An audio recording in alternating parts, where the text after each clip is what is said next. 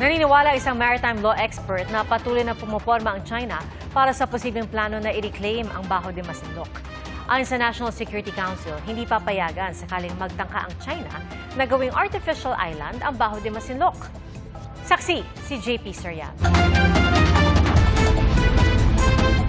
Ang larawang ito, ang Automatic Identification System o AIS transmission images ng Scarborough Shoal o Bajo de Masinloc, bahagi ng teritoryo ng Pilipinas at nasa loob ng Exclusive Economic Zone ng bansa sa mga larawang ibinahagi ng Sea Light Initiative na inorganisa ng Strat-based ADR. Ipinapakita na sa nakalipas na isang taon, nadoble ang aktibidad ng mga barko ng China sa paligid ng Bajo de Masinloc.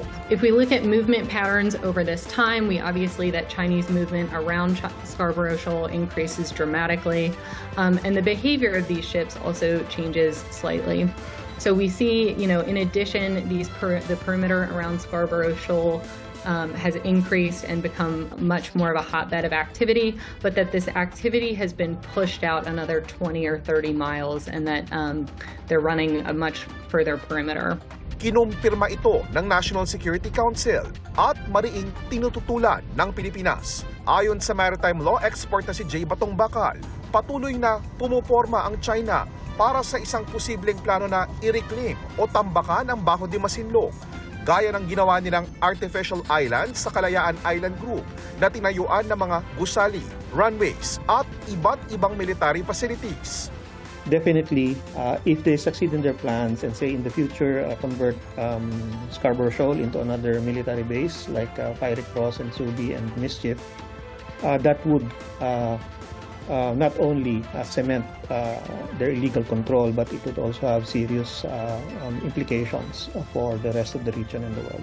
Kinukuha pa ng GMA Integrated News ang reaksyon ng Chinese Embassy sa Pilipinas kaugnay dito.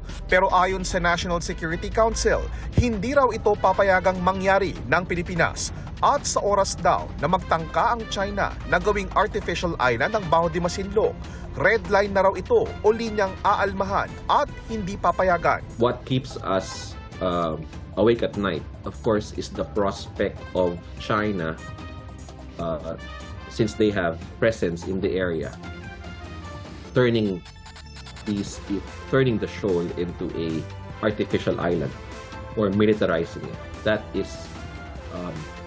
That is going to be very troubling.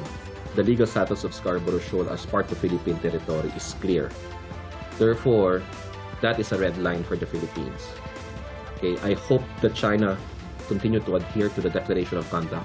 Ang tinutukoy na Declaration of Conduct ni Malaya ay yung DOC na pinirmahan ng Pilipinas, China at iba pang bansa sa ASEAN na walang bagong bahagi na iookupa habang binubuo ang Code of Conduct o COC.